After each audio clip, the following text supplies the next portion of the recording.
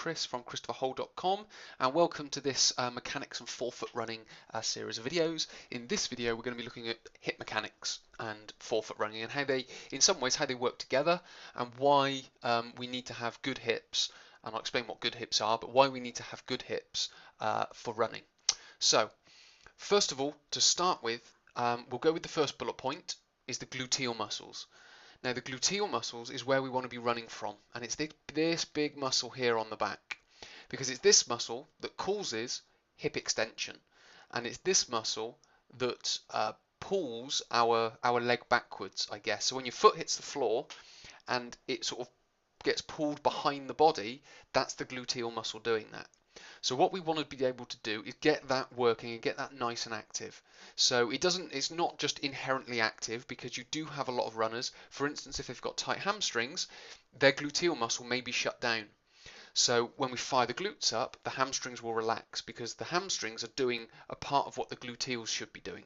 And if the gluteals aren't working, the hamstrings become tight. So we want to get the gluteals firing. We can obviously do that in a gym using a trainer who's obviously got the professional expertise to get those firing. We also want the quads to be working, because the glutes and the quads work together to extend the hip and extend the knee. So it makes when your hips bent and your knees bent, as you can see here, he's just about to hit the floor. As he starts to extend his knee and extend his hip to make his leg straighter, that's his quads and that's his gluteal muscles working. So when his foot hits the floor and you get pulled, well, propelled forward, but the foot gets pulled back, that's your gluteal muscle and your quadriceps. Now, they work together. If you watch the previous two videos about the foot and the ankle, they work together with the elastic strength to propel you forward. So if you've got good gluteals, good quads, and good feet and ankles, you're running very efficiently. If you're heel striking, your glutes are shut down, then you're not a very efficient runner, because you're not using the muscles to extend the hip and the knee and the elastic strength of the foot and the ankle. And that's the kind of thing that we want to be producing whilst we run, because it makes us a lot more efficient, so we're not using as much energy to run the same distance, let's say.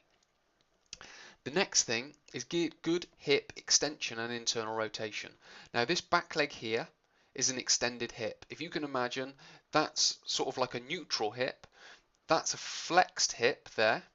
This is hip extension. So he's extended his hip here and he's gone extension through here. Now obviously that is controlled by the gluteal muscle, but if you've got tight muscles at the front that don't allow it to move very well, then we're still going to have a problem with the glutes. So what we need to do is we need to get these hip flexors, the muscles at the front of the hip, nice and loose, so we can get the gluteal muscle working very well.